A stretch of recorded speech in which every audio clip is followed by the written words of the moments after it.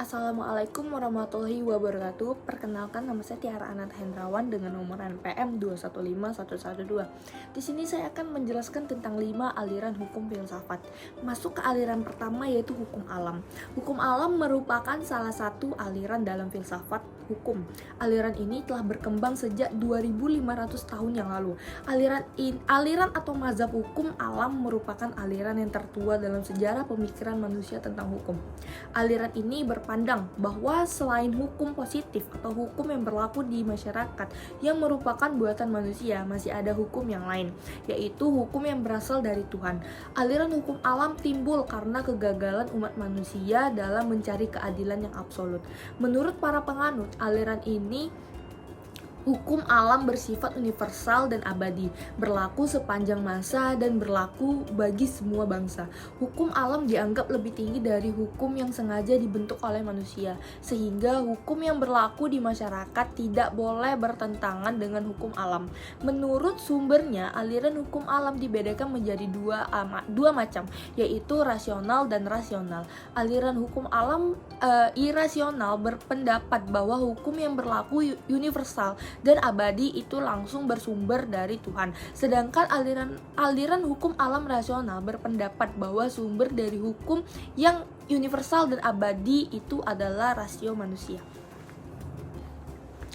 Masuk ke aliran hukum yang kedua, yaitu aliran positivisme. Adalah suatu aliran dalam filsafat hukum yang beranggapan bahwa teori hukum itu hanya bersangkut paut dengan hukum positif saja. Ilmu hukum tidak membahas apakah hukum positif itu baik atau buruk, dan tidak pula membahas soal efektivitas hukum dalam masyarakat. Termasuk dalam aliran ini ajaran analytical jurisprudence yang ditemukan oleh John Austin. Ini dari ajaran analytical jurisprudence adalah law is a command, atau hukum merupakan perintah dari penguasa. Masuk ke aliran hukum yang ketiga, yaitu sociological jurisprudence, yang merupakan salah satu aliran pemikiran dalam ruang filsafat hukum. Aliran ini memandang bahwa hukum sebagai suatu kenyataan sosial, sehingga hukum itu harus mencerminkan nilai-nilai yang hidup dalam masyarakat di mana hukum itu berada. Pada awal perkembangannya, aliran ini bermula dari adanya bertentangan antara aliran positivisme hukum atau tesis dengan aliran sejarah atau antitesis.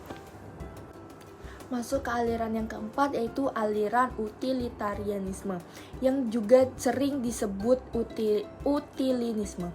Utilitarianisme ini adalah aliran hukum yang menempatkan kemanfaatan sebagai tujuan utama hukum.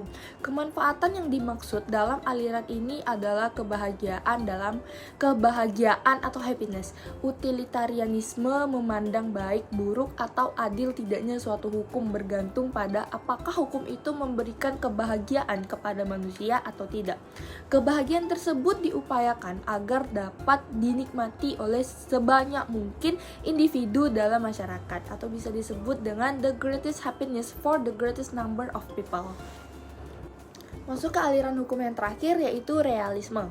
Realisme hukum bukanlah suatu aliran atau mazhab. Realisme adalah suatu gerakan dalam cara berpikir dan cara bekerja tentang hukum.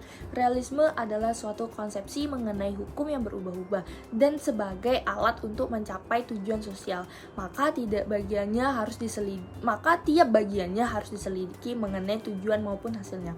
Realisme mendasarkan ajarannya atas pemisahan sementara antara solen dan sein untuk keperluan untuk penyelidikan, agar antara penyelidikan itu mempunyai tujuan, maka hendaknya diperhatikan adanya nilai-nilai itu haruslah seumum mungkin dan tidak boleh dipengaruhi oleh kehendak observer maupun tujuan-tujuan kesusilaan. Saya boleh minta waktunya sebentar nggak dengan kakak siapa? Namanya William. Saya mau nanya dikit, menurut kakak hukum itu penting nggak untuk masyarakat? Penting sih, karena hukum itu kalau tanpa ada hukum untuk rakyat-rakyat kecil, bahkan hal-hal yang terjadi pasti akan tidak ada keadilan. Udah, kita ya kan? Ya, sama-sama. Dengan kakak siapa namanya? Herman. Saya boleh minta waktu sebentar. Di sini saya mau bertanya, apakah hukum itu penting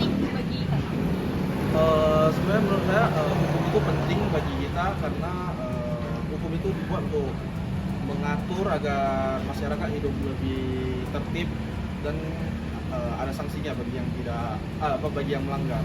Jadi menurut saya itu cukup penting untuk menjaga ketertiban bermasyarakat. Makasih ya, Thank Kak. you. Bang, dengan nama siapa? Dengan Zidan. Saya boleh minta waktunya sebentar. Di sini saya ingin bertanya, apakah hukum itu penting bagi masyarakat? Hukum itu penting bagi masyarakat. Kalau menurut saya hukum itu penting bagi masyarakat karena dengan adanya hukum kita menjadi lebih teratur sehingga kita hidup nggak sesuka hati kita gitu dengan ini. Makasih Bang. Bang, saya boleh minta waktu sebentar? Boleh. Ini dengan nama Bang siapa ya? Muhammad Rehan Ananilfi. Saya ingin bertanya, apakah hukum itu penting bagi masyarakat? Menurut pendapat saya penting karena hukum itu terbentuk untuk menciptakan keadilan bagi masyarakat. Jika tidak ada hukum maka tidak adanya sanksi atau peraturan-peraturan yang berlaku bagi masyarakat. Menurut pendapat saya itu aja sih. Oke, makasih ya Bang. Terima kasih. Dengan nama Bang siapa? Saya ingin bertanya, apakah hukum itu penting bagi masyarakat? Untuk sebesar kalangan di Indonesia mungkin kurang sih Kak. Alasannya kenapa? Ya tajam ke atas tumpul ke bawah Kak. Jadi itu banyak yang nggak adil gitu. Contohnya? Ya, contohnya yang kasus yang udah lama itu nenek-nenek gitu. Oh, yang mencuri singkong itu ya Bang? Ya itu kan nggak adil gitu. Masa yang